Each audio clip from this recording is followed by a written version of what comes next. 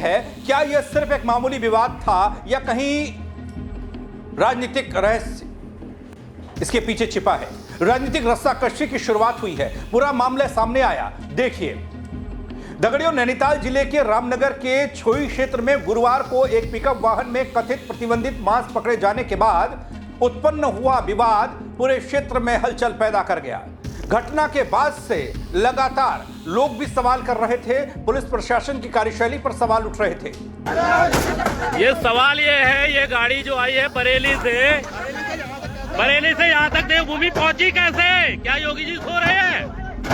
ये बताया जा रहा है कि ये गाड़ी जो है गौ मांस से भरी हुई ये पहुंची है बरेली से यहाँ तक कागज लेके। क्या बरेली से लेके यहाँ तक शासन प्रशासन सो रहा है? रात भर ये देवभूमि में पहुंची कैसे? बैलपड़ो चौकी तक यहाँ तक कम से कम 150 किलोमीटर पड़ता है बरेली, 150 किलोमीटर यहाँ तक पहुंची कैसे ये गाड़ी? कितने बढ़ते हैं इसमें? इतने नाके आई कैसे ये गाड़ी यहाँ पे? 2 नंबर है वहाँ जो रामनगर में पड़ी है, और एक ही पिकअप का 2 नंबर है, दोनों नंबरों से एक सेम नंबरों से चल रही है गाड़ियाँ। शासन प्रशासन कहाँ सो रहा है? दोस्तों घटना के बाद पुलिस ने बीजेपी के पूर्व मंडल अध्यक्ष समेत 5 हिंदुवादी नेताओं और लगभग 20 से 30 अज्ञात लोगों के खिलाफ मुकदमा दर्ज कर जांच शुरू कर दी है। इस मामले ने स्थानीय प्रशासन और आम जनता दोनों के बीच में चिंता और सस्पेंस दोनों को बढ़ा दिया। दोस्तों मामले की शुरुआत उस समय हुई जब छोई क्षेत्र में एक पिकअप वाहन में कथित रूप से प्रतिबंधित मांस पकड़ा गया। इसके बाद हिंदुवादी संगठनों के कार्यकर्ताओं ने पुलिस चौकी पहुंचकर हंगामा काटा। उन्होंने पुलिस और वन विभाग के कुछ कर्मचारी पर गंभीर आरोप लगाए और संबंधित कर्मचारियों के खिलाफ कार्रवाई और मामले की निष्पक्ष जांच की मांग उठाई। इसी बीच कुछ लोगों ने पिकअप वाहन के चालक के साथ मारपीट भी की थी। घटना स्थल पर अफरा तफरी का माहौल दिखा दोस्तों, और स्थानीय प्रशासन को स्थिति को नियंत्रित करने में काफी मशक्कत करनी पड़ी। जी देखिए, अवैध मांस के बार मैं फिरोजारा हल्द्वार तक की कई बार शिकायत कर चुका हूँ, कई समय से शिकायत कर रहा हूँ। मैंने बताया भी ये चीज हो रही है लगातार। जब मैं लगा कि पुलिस प्रशासन द्वारा नहीं पकड़ा जा रहा, हमने अपनी टीम लगानी शुरू कर दी और टीम का परिणाम ये हुआ। लेकिन देर आए दुरुस्त आए, लेकिन आज एक गाड़ी की सूचना आई बैलपड़ो चौकी में। कोई मैं नाम तो उनका नहीं है पता लग रहा है, दूसरे धर्म से ही है। अब ये कहना पड़ रहा है पुलिस में भी दूसरे धर्म से है, इसलिए कहना पड़ रहा है कि पुलिस चौकी मांस देखने के बाद वो गाड़ी को छोड़ दिया जाता है और उस पुलिस चौकी को पूरा सस्पेंड होना चाहिए। गोवर्धन पूजा होने के बाद इतनी बड़ी घटना हो जाना जहां हमारे गौवंश को पूजा जाता है। अब ये मांस किस चीज का है ये तो जांच के बाद ही पता लगेगा, लेकिन नंगा बिल्कुल मांस टगा हुआ, ना कोई उसका कोई उसमें जो मानक होते ना उसके कोई मानक। फूड इंस्पेक्टर इस बात को कहता है कि नहीं, हम तो लगातार सुबह शाम चेकिंग कर रहे हैं। तो आज कार्यकर्ताओं ने उसे पकड़ा छोई में पकड़ा गया। जब उसको लगा छोई में पकड़ा गया, एक उसने फिर दोबारा वहां पर उसको रोक लिया। तो लोगों में आक्रोश है और रामनगर में कार्रवाई की मांग कर रहे हैं। ऐसे लोगों को पुलिस चौकी और उसमें फॉरेस्ट का इनका फोन है हमारे पास, इसमें लिखे हैं कि 10,000 रुपए इसमें गूगल पे हुए हैं इसके नंबर से।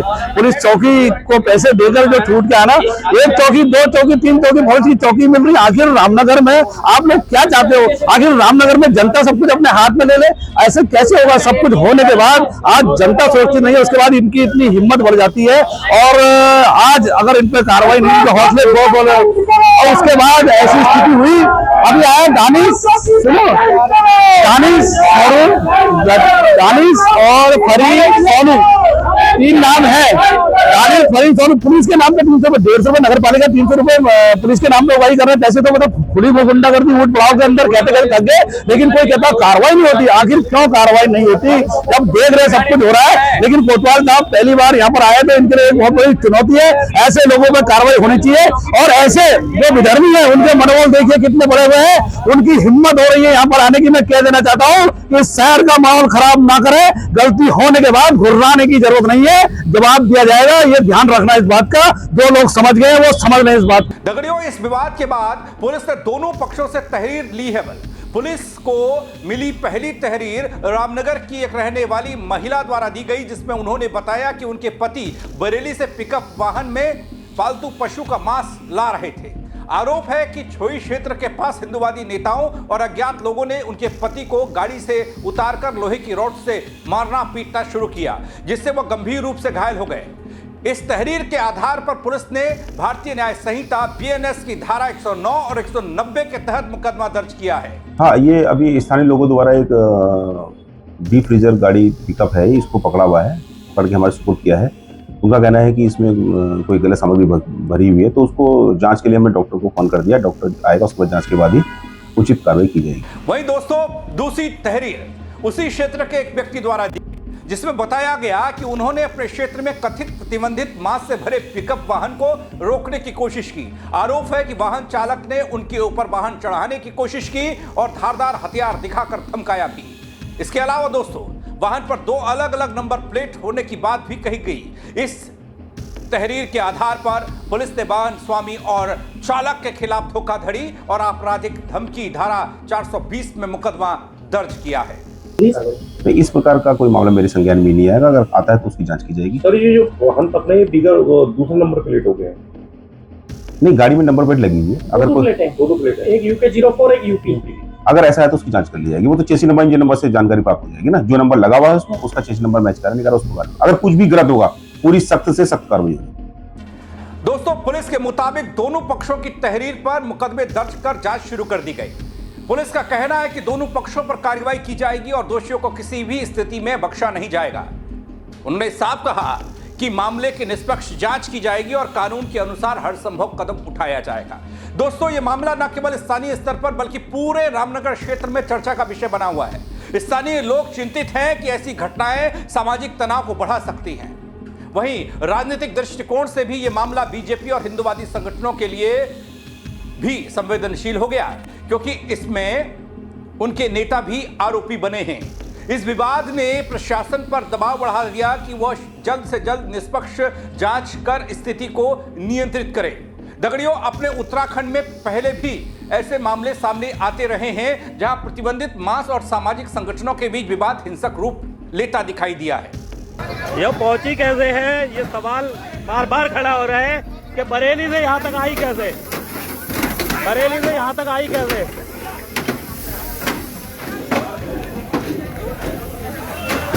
बरेली से यहाँ तक आई कैसे? अरे इसके पीछे नंबर यूपी का है, यूपी का नंबर है, इसको उखाड़ो।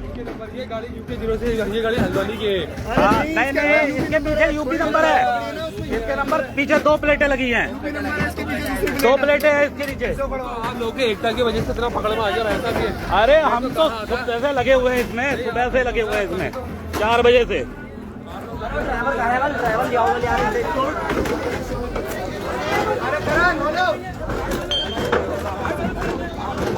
दोस्तों, रामनगर का शोई क्षेत्र ऐतिहासिक और सांस्कृतिक दृष्टि से महत्वपूर्ण माना जाता है, इसलिए यहां किसी भी प्रकार का हिंसक विवाद तत्काल प्रशासन के लिए चुनौती बन जाता है। इस बार भी पुलिस ने तुरंत मौके पर पहुंचकर स्थिति को नियंत्रित किया बल और दोनों पक्षों की तहरीर पर मुकदमा दर्ज हुआ और जांच शुरू हुई।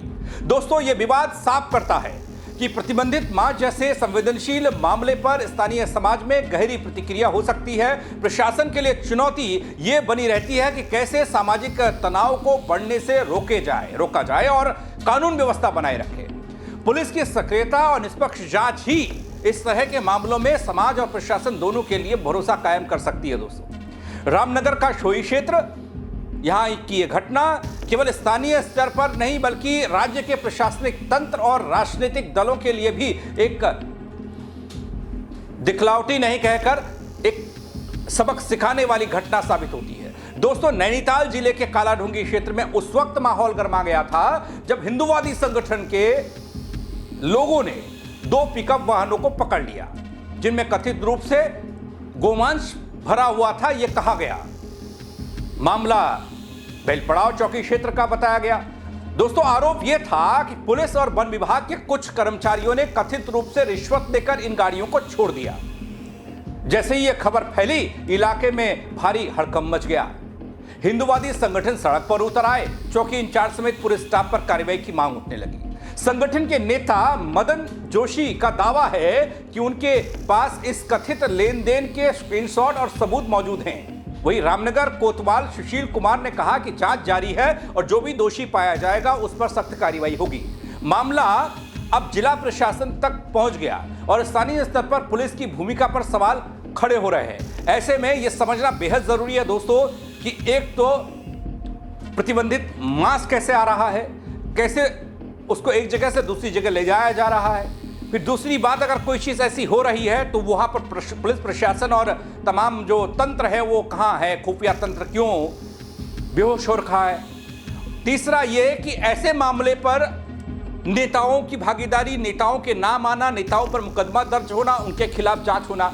अब यहां तो बीजेपी के ही कुछ नेताओं पर मुकदमा दर्ज हो गया, जांच के घेरे में बीजेपी के नेता इस मामले में आ गए, तो ये सब चिंता पैदा करने वाला है। ये समाज के ताने बाने को खराब करने वाला है, क्योंकि जब ऐसे मामलों में सियासी रंग चढ़ता है तो उस दौर में तस्वीर सुधरती नहीं, माहौल शांत नहीं होता और बिगड़ता दिखता है। इस खबर को लेकर दोस्तों आप क्या कहेंगे? अपनी राय कमेंट के जरिए मुझे जरूर दीजिएगा। खबर को लाइक करिएगा, शेयर करिएगा। मेरे साथ जुड़ने के लिए आप सबका बहुत शुक्रिया। जय उत्तराखंड। ये सवाल ये है, ये गाड़ी जो आई है बरेली से तक देवभूमि पहुंची कैसे? क्या योगी जी सो रहे हैं? ये बताया जा रहा है कि ये गाड़ी जो है